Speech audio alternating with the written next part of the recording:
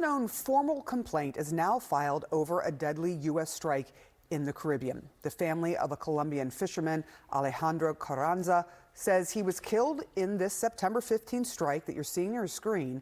They want compensation and an end to these killings. Their attorney, Dan Kovalik, is joining us right now. First of all, what are you seeking in this petition against the United States officials?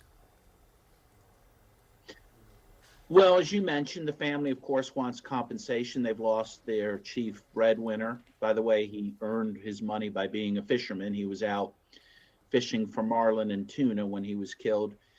But the other thing they want equally is to end these killings. They want to deter the United States from continuing to do this in the future. The Trump administration has gone very hard on those in these boats. We've talked to many different lawmakers who have seen the evidence that they are narco-terrorists or drug traffickers, but that is what the administration is saying that they are. What is the evidence that you will use to show that your client is not that your client, as you say, is a fisherman?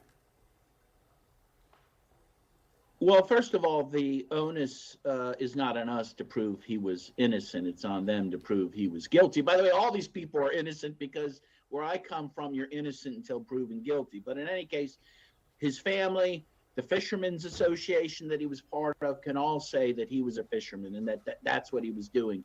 But again, if you want to prove someone's guilty, you need to take them to court. You need to try them. You just don't summarily kill them. So, again, the onus is on the U.S. government here.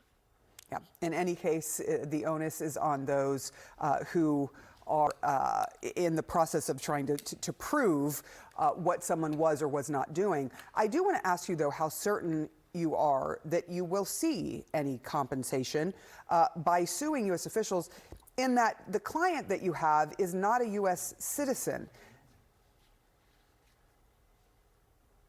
Yeah, well, that's not a problem. That's why we brought this before the Inter-American Commission on Human Rights, which gives a venue for non-U.S. citizens within the Western Hemisphere to bring a petition against the United States as a state for various remedies, including compensation. Now, with that said, am I certain they'll get compensation? I mean, whenever you bring a case, you can't be certain of that.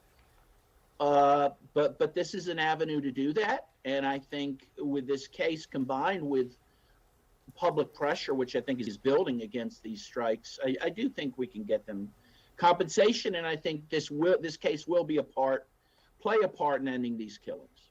What message is the family trying to send directly to the Department of Defense, to the Defense Secretary, and to ultimately the President of the United States? I mean, what they're doing is wrong. It's morally wrong. It's legally wrong. At one point, Pete Hegseth even admitted he doesn't even know who's on these boats. And in this case, he didn't know. I hope he didn't know that this was just a fisherman who was killed. And again, they want this to stop. They want the U.S. to live up to its own values as a country that values democracy and due process and human rights. And I think the U.S. has really gone off the rails in terms of these killings. It's really destroyed its status in the world. Dan Kovalik, thank you for coming on. We'll be following this case. I hope you will stay in touch with us to see what happens, as this is the very first person to come forward to sue under the circumstances that are being looked into now. I do appreciate it. Right now, lawmakers are demanding answers, and Republicans appear to be growing increasingly dismayed by Defense Secretary Pete Hegseth after that controversial follow-up strike on an alleged drug boat in the Caribbean in September.